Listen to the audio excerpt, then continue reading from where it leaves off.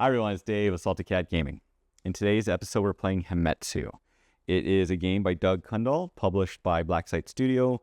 The miniatures and buildings you're going to see are also from Blacksite Studio. The trees are going to be sourced from various other retailers like Gale Force 9. And if you haven't played Hametsu before, it is a solo and co-op RPG element type of game where you have a band of 4 characters who have to perform certain quests. It's staged in a feudal Japan, but a fantastical version of feudal Japan where there's magic and there's Oni, these spirits, and these evil demons. And for the most part, you run this in 3 phases where, like, at the beginning, you're going to get a stealth phase where you're all hiding, trying to accomplish stuff. Enemies see you, then you have this whole battle, and then usually for most games, you'll trigger something that triggers a big Oni boss, where then all the little Oni run away and they just have to fight the big boss. So let's get to questing.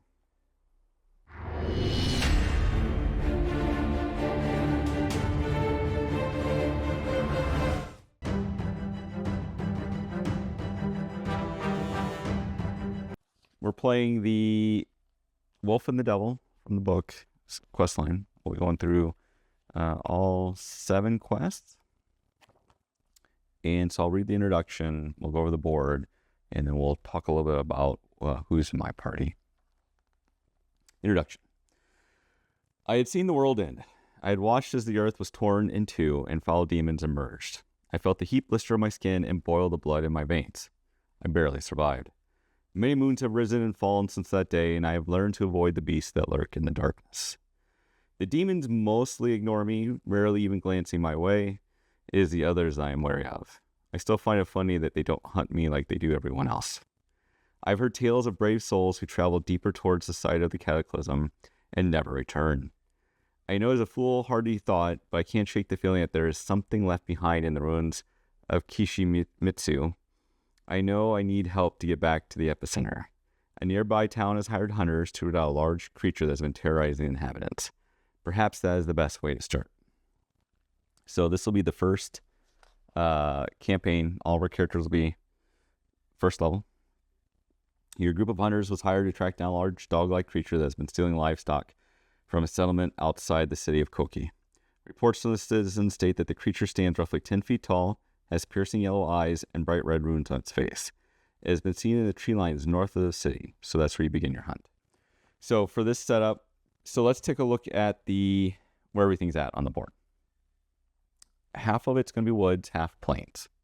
In the woods, you're going to see, and I'll zoom in into a bit, there's a little campsite here with 2 lesser Oni by the fire, or 2 Oni by the fire, and 4 lesser Oni in the vicinity.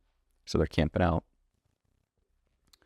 In this building is a loot token. Behind the building is a clue.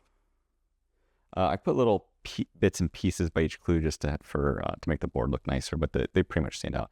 There's 4 here, and another clue token up here. And then there's a hiding spots in the plains, which I guess ground cover. And there's a hiding spot in the forest in case they want to hide. And then I get to choose what corner in the plains that I want my party to come into.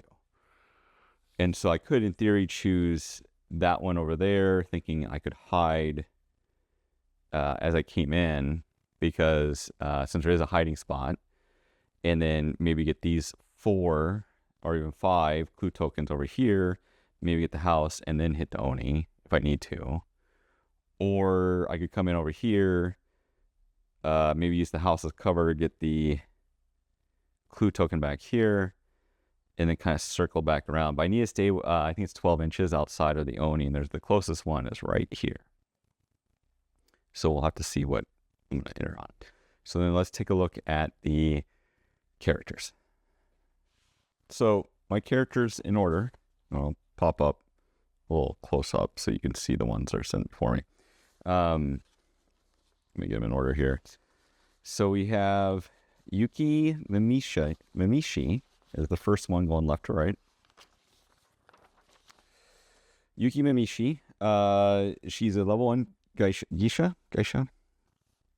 She's got a comma, so that helps her, instead of doing damage, she can move an enemy back 1 instead, 1 inch.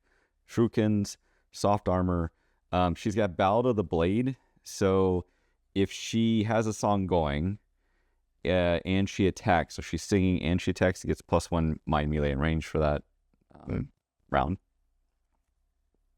And then she has timely encouragement, which once per game she can spend a divine favor on behalf of another hunter.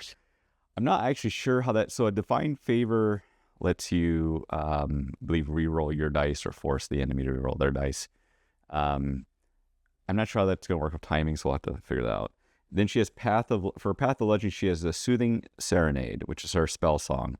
Mind 3, enemies within 8 inches have to make a mind check, difficulty 3, or they can't attack.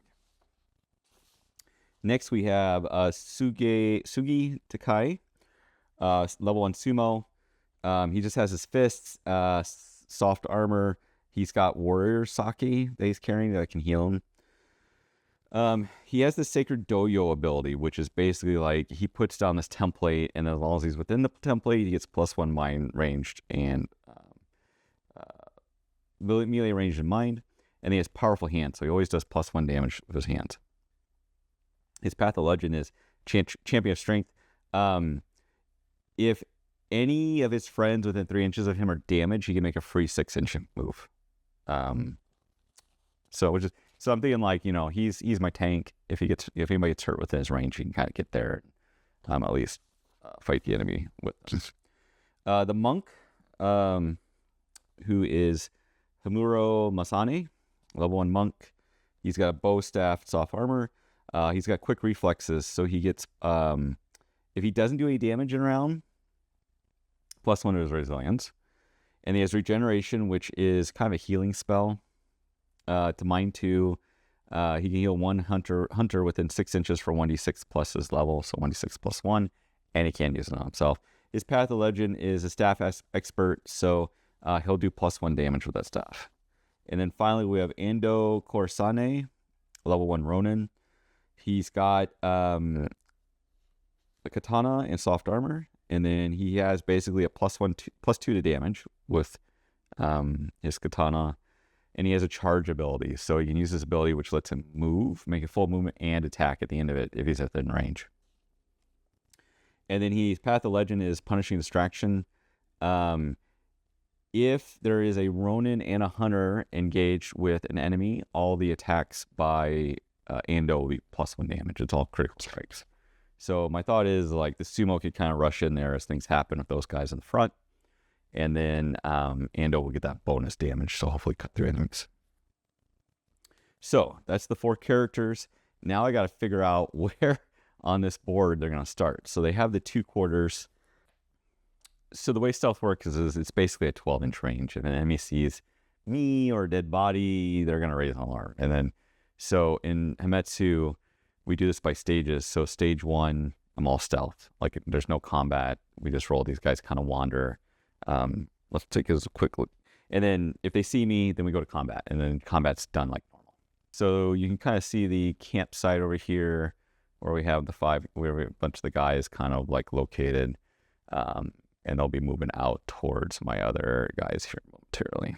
The one advantage with this format is that like if I start here, I could probably circle around and grab these and stay out of 12 inches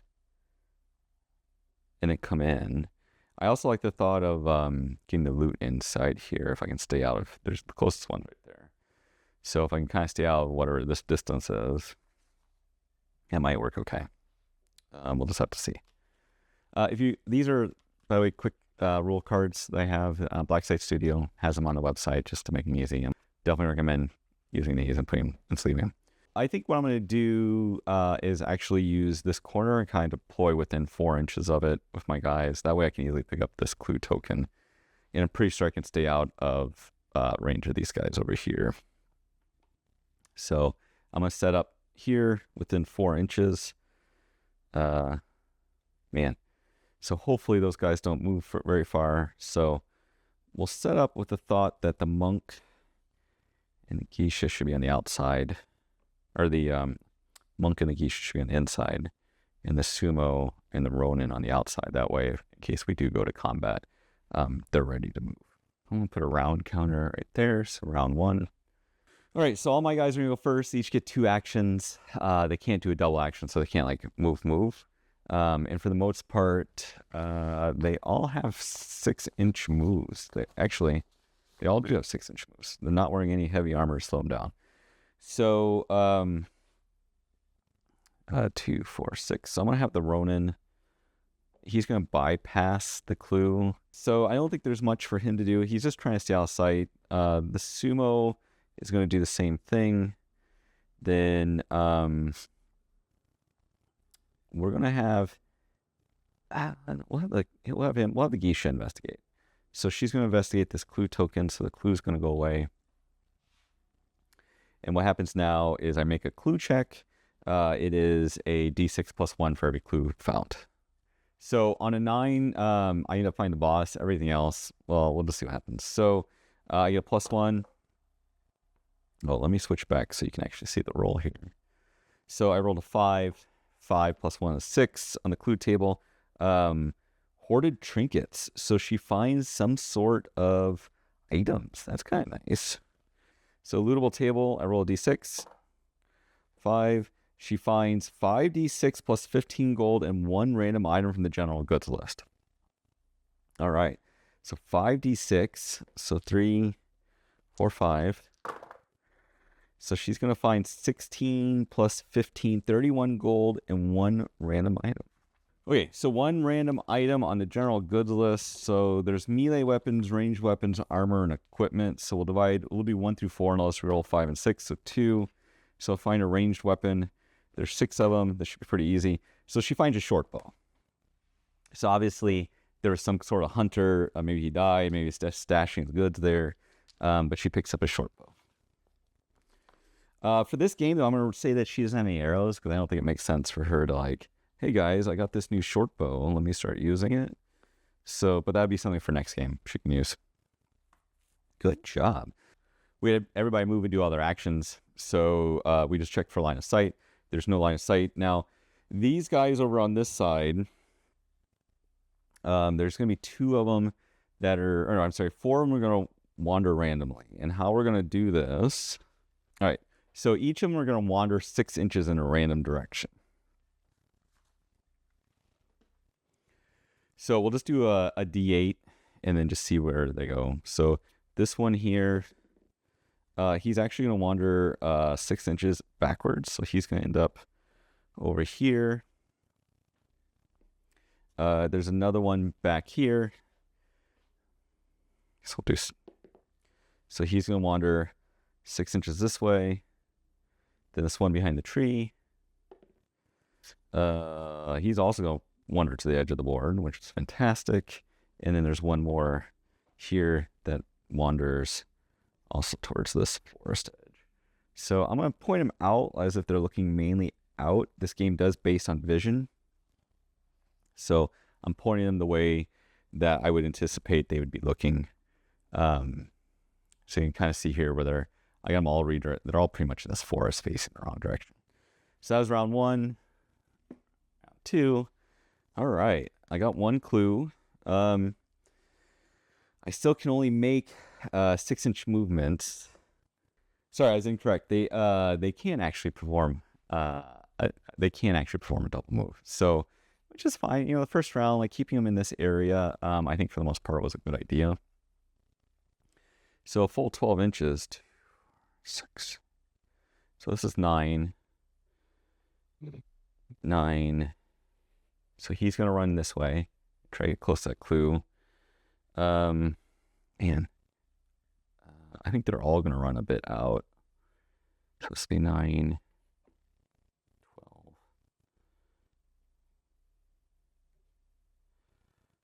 So they'll do a double moves and kind of... Oh, do I want him... Actually, I want the sumo not to do that. He's going to do a double move and come into this house. He should have enough of 12 inches. We'll keep the top off of it to show that he's in there. All right. They're all done. So we'll do the random move for all the guys in the forest.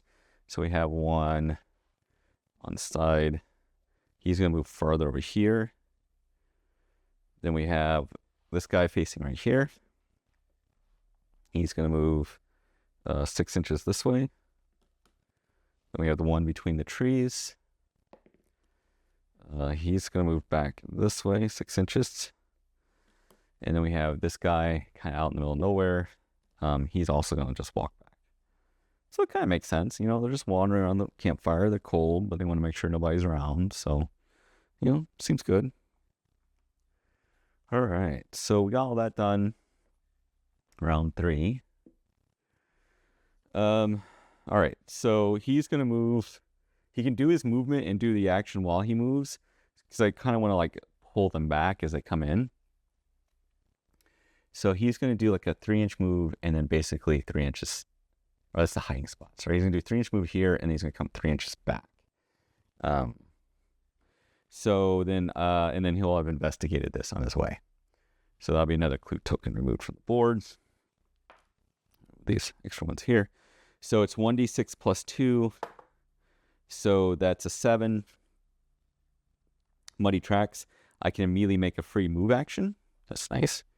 So we're going to head over to this clue token over on the side.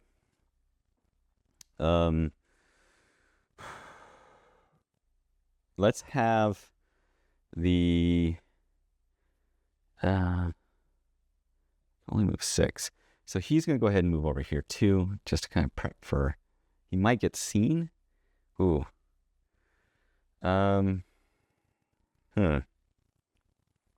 If I move to this clue token, there's a good chance the guys here over here are going to see me. The nearest one's here, but 12 inches is pretty close to that. So if he moves all this direction, he's going to see me. Let's do the sumo first. The sumo's going to loop. All right, so I roll 1d6. 3. So he's going to find 5d6 plus 5 gold. I'm going to remove that loot token. So that's 12, 17, 25 plus 5 is 30 gold. And I think I'm going to move him out because I don't think it makes sense to keep him in there. To keep him in here. So let's move him out a bit.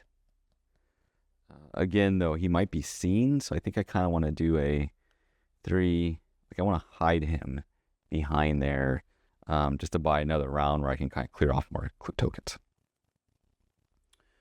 All right, so there's 4 clues left. We'll go ahead and have Yuki do an investigate. So now I get a +3. So now I can actually find and summon the big bad. So I need a 6 though. So that doesn't give me a 6, or I'm sorry, I need a 9 total. I rolled a 3. So that doesn't give me what I need. It gives me a 6 on the clue table. That's more trinkets. So we'll see what she finds. 2. She finds 3d6 plus 10 gold. So that's 6 plus 10. She finds 16 more gold. All right. Racking up the gold. Dynamite. She has a movement.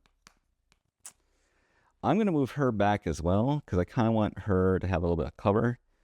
And I'm going to go ahead and double. Let's just double move him because that's 9.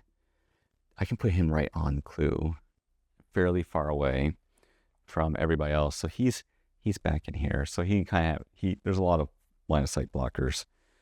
That also leaves the Ronin to be able to easily get to this clue next round, and then these two can wrap to this clue. And then if I discover all the clues, I automatically summon the beast. So I won't have to roll anymore. All right. Random movement turn. So let's take a look. All right, so let's take a look. We'll move my dice. Trigger token. So we're going to do this one first. He's right on the edge. So he's actually going to move 6 back here. We're going to do this one right here. Ooh, 6 this way. We're going to do this one right here. It's kind of like keeping out for everybody. He also goes 6 back that way. And I know there's another one hiding. Oh, he's right here with the raised sword. We'll roll him. He also goes 6 inches this way. So kind of just assumed what 6 was there. Okay. All right, well, that's good. They're all kind of congregating over here. So my turn. So I think we'll end up summoning the big bad. So this may be a quick game. Let's see if I survive though. All right. So the monk is going to investigate. So he'll take this clue token. So that one's gone. I then have to roll. So yeah, 1, 2, 3, 4. Plus 4. 7. Money tracks. I can immediately move. I want him to move down. But he gets another action. So he's just going to go ahead and investigate this one too. Because I only took, he hasn't taken a second action. So now I get plus 5. So I need a 4 to summon the big bad. 1. So it gives me 6. Hoarded trinkets. Roll on the lootables table. So 6. 6 will give me 8d6 plus 30 gold. Ooh, this is a lot. And I roll a d6, and on a 6 I get 1 random relic. Okay, so let's do the 6, or the 8d6 random gold. Gold. So that's 10, 24 plus, what was it? 30. So he gets 54. Monk. Wow. He's just rolling the money, actually. He's got 101 gold. He's a very rich monk. Hopefully he likes to share with his friends. And then let's see if I get a relic. I do that. All right. But you know what we're going to do? We're going to go ahead and force the big bad because I believe... Yeah. So he's just going to go 6 inches. Do a top-down view on him. And then he's going to explore, which will automatically generate the big bad wolf. And it also means that all these guys over here flee. So none of them... I didn't end up fighting any of them. They all run away when the big bad wolf shows up. Okay, so I just looked at the rules. Rules aren't really clear where the boss is going to spawn. All right, so what I'm going to do is say that when the wolf appears, it just kind of appears out of the blue. I mean, it's an Oni type of ghost. It just like manifest. And I think it's going to make sense to have it manifest on that whatever clue spawns him. So it makes it a little bit more dangerous later on to do this as you rank up clues. But my turn's not done yet. So he moved there. She still needs to go before the wolf is going to get an action. So she's going to go ahead and start singing her song. She is within 8 inches. So it should be able to easily do it. I have to roll a d6. And on a 1 to 4, it doesn't work. So it only works on a 5 or 6. 5. So that will prevent the big bad from using any attacks this round against my sumo. Okay. What do I want to do? So you can kind of see the sumo there being attacked. She's around this corner. She gets another action. I'm actually going to move her a bit closer, but I'm going to keep her somewhat far away. So she's just on the other side of this house. All right, and then my round is done. So the wolf would move to the nearest hunter, and then it would make an attack. It can make up to 2 melee. It can use up to 2 actions to melee attack and damage 3. But it can't attack this round because it's being soothed by my character's serenade. So that's good. So she's keeping it from doing anything. We go to the next round. I guess we should just open with 6 dice for Sugi. So he gets us green. The wolf has 4 resilience, so we'll use purple. Contested roll, count the successes. If I only get 1 success, nothing happens. I only do damage for every additional success beyond the contested value. Wait, so that means like if I tie, I don't do any damage. But if I do 1 beyond, I do 1 dice of damage. If I do 2 beyond, I will do damage twice, like that. So we got 9 dice. All right, so 4, 5s, and 6s. So I'll remove everything that's not a 4, 5, or 6. So then you can see the wolf blocked basically twice, and then I hit once. So with his +1 for his fists, he does, well, shoot, I should have. Actually, I'm going to take that back. He's going to activate his ability.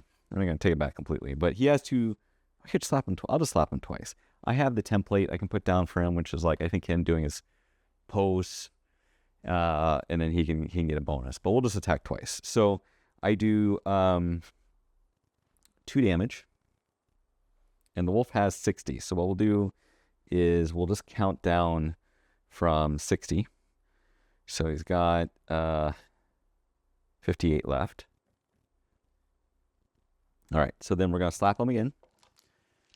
Smacking this wolf. So remove everything that's not 4, 5s, or 6s.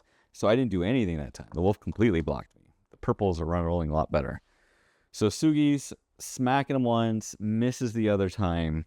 Who else is going to do anything? So, the geisha should go. She really doesn't want to be hit. I think what she's going to do is her Soothing Serenade. So we'll roll a d6. So, okay, 5. So he still can't attack. He's being lulled into distraction.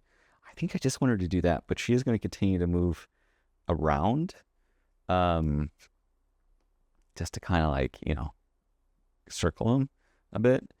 The monk's not bad. He actually has a 2-inch range, so he doesn't need to move far. So we'll move him up.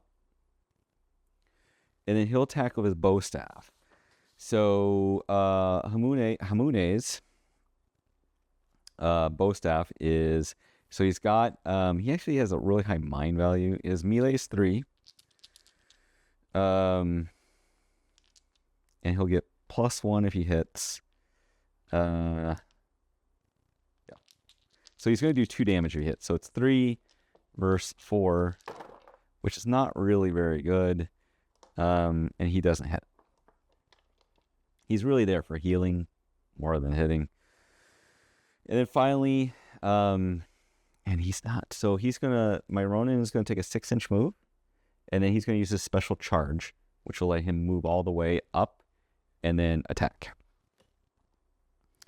So the Ronin has 6 melee versus the 4 defense. And then if he hits, he's going to get both Punishing Distraction, which will give him +1 damage, +2 damage because he's wielding a katana. He's going to basically do 5 damage per success. All right, so we move. Ooh, did he actually hit? Yeah, I might want to switch my dice because purple rolling so much better. He wasn't successful. So he runs up there, slashes at the beast, misses completely. Enemy turn.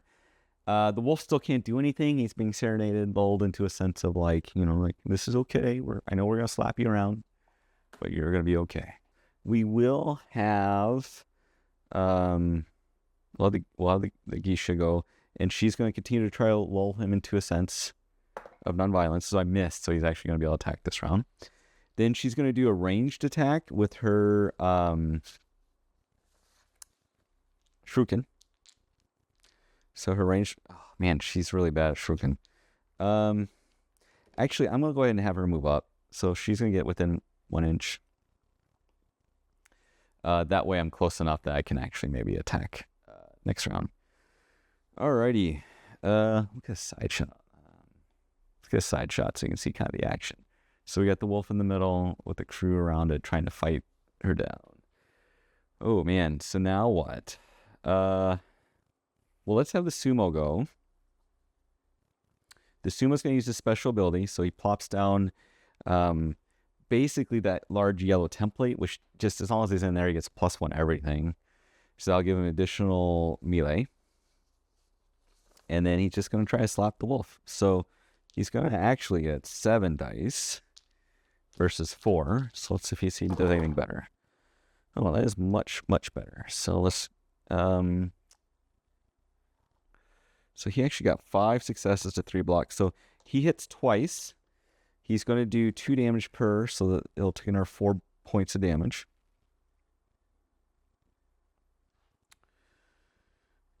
So that brings him down to 54. Then I think my samurai is going to go next, or my Ronin. And he's got, again, he has 6 dice for his melee. And then he'll do additional damage if he hits because of still getting criticals. So it'd be 6 plus 4. Or it's not 6 plus 4, versus 4. Wow, that's a really good roll. So he hits 3 times. That's fantastic. So at 3 hits on the wolf, at, was it 5 damage? Because it's plus 1 critical, plus 2 because katana does base 2. So it's at 3 hits, so 15 damage. So he's just cutting into the wolf. So the wolf is going to be at, let's see, he'll drop to 40. It's 54. I'm doing 15, so it's gonna be 39 health. I feel like he probably just sliced right into a limb or something, right? So like maybe sliced the limb off. And then finally, the priest is still within range, so he's just gonna smack it twice. He is doing only 3 dice versus 4.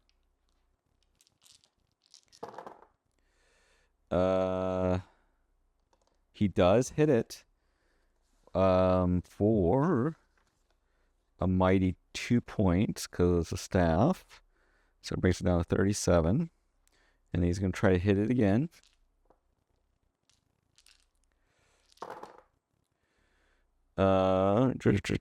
Two, and then he doesn't do anything. So, I mean, it's better than nothing. Kind of chipping away down to 37. Finally, the wolf gets to attack my guys. It doesn't really have a priority of who's it's going to attack. I'm assuming, honestly, oh, sorry, I haven't been doing this right. It should have moved away 1 inch from everybody, so it should have backed up. Whenever it takes damage, it backs up. Makes sense. Then it's going to go forward again.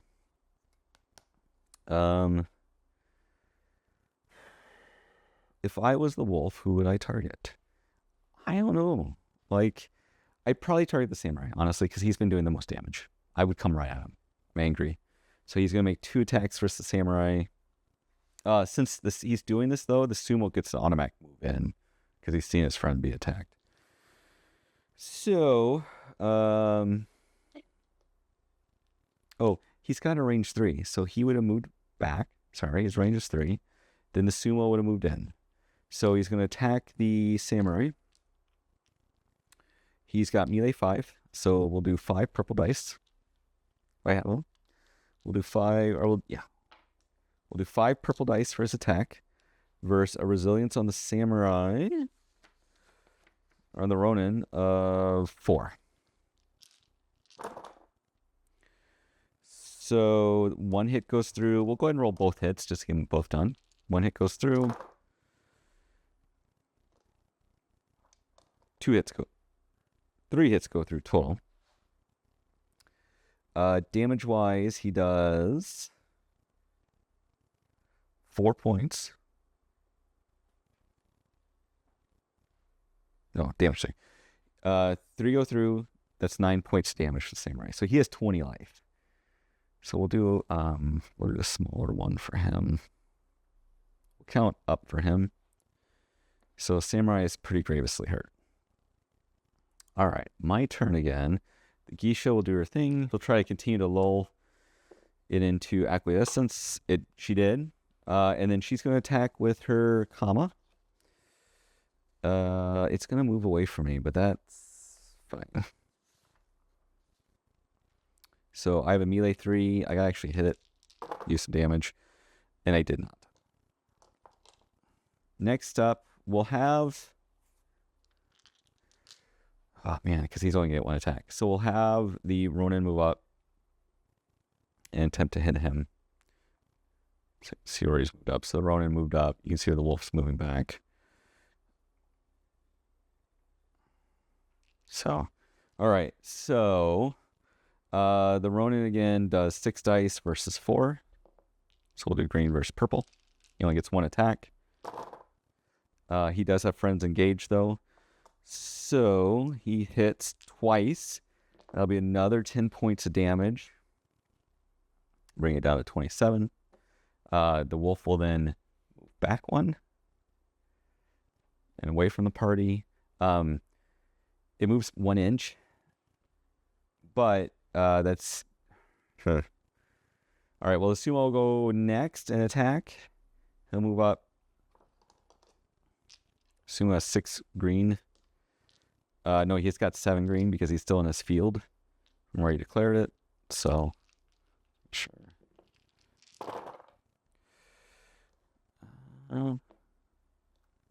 So he actually hits it 3 times, 2 damage a pop, so it's 6.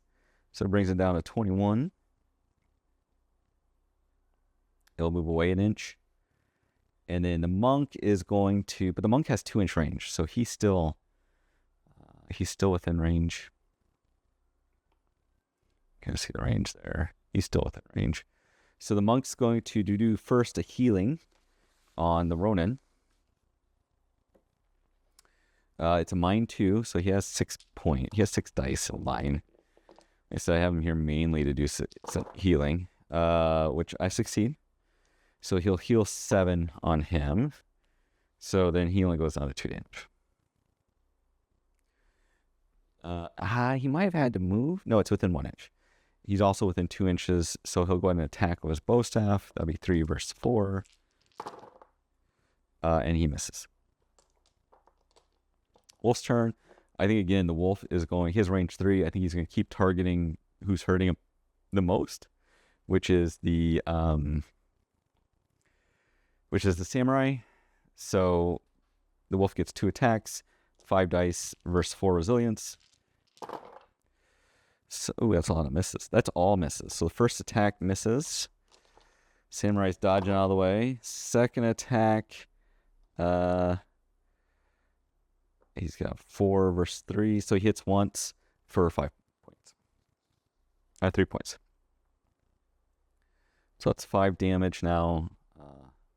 Yeah, because 3 on 2. On the samurai,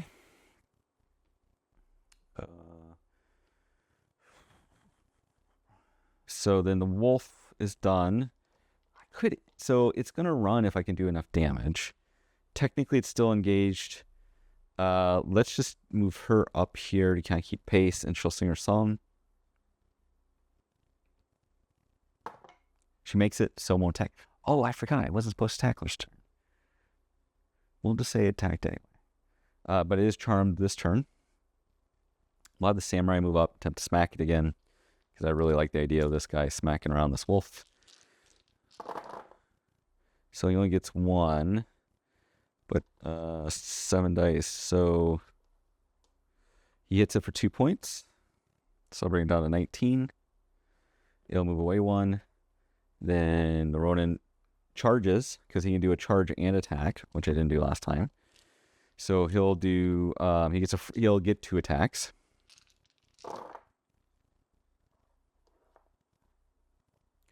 So he misses on the first one. And then he'll get second attack. He hits once for 5 points. Brings it down to 14. The wolf's going to continue to move back.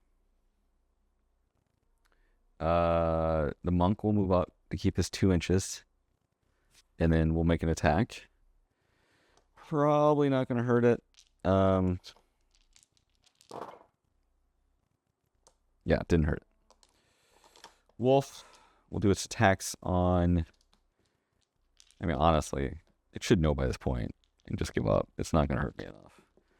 It's going down. All right. So the wolf has 4 successes to my 2 blocks. It's going to do 6 points. Oh, wait, it can't. I forgot. It's charmed. All right. Well, since it's charmed, let's just do this. We're going to move the samurai up there first. So I'll get a... I don't need to. Let's just move the Ronin up. He charges again. So it'll be 6 versus 4 because I only need to do 5 damage. I'm going to drive it off. Okay, so 6 versus 4. I do 5 points. Okay, so that'll do it. So the samurai comes running up. He keeps charging it, slashing it as really the sumo slapping it. The monk's helping healing and supporting the party, and the geisha keeps zoning it out. It keeps falling asleep, and then I'll successfully drive it away, completing the narrative. So then that's it. Quest complete. I drove the wolf away. So I'll get some, by the looks of it, some random loot. So we'll talk about everything in the wrap-up. Wow, so that was a lot of fun. I enjoyed the mechanics with it. It was nice and simple. I did mess up that first round where you get like, I thought you couldn't do the same action, but you can, so that makes sense. But I don't think that would have changed anything. The Oni didn't feel very dangerous this first quest, but I think that kind of makes sense because it's kind of easing you in. You are level 1, right? And so you saw that wolf, its attack, it did 50% damage to my samurai, my Ronin. Could have killed him. But I think the combination of guys I have worked pretty well when the boss did show up, as far as I was able to have a bunch of lucky rolls and keep it from attacking. And then I just kept having the sumo smack it around with his buddy chopping up the katana, and the monk providing healing support. If the monk wasn't there to heal, I think that I would have came really close to the Ronin dying. So I'm glad I have him there, such a high mind value to kind of back up the group. I didn't really get a sense of the whole... the sneaking round, I got a good set feel for, but the hiding spots, I didn't get a chance to use either of the hiding spots. I don't think they were as important. Like, maybe if I had a different strategy for approaching it, they would have been more important.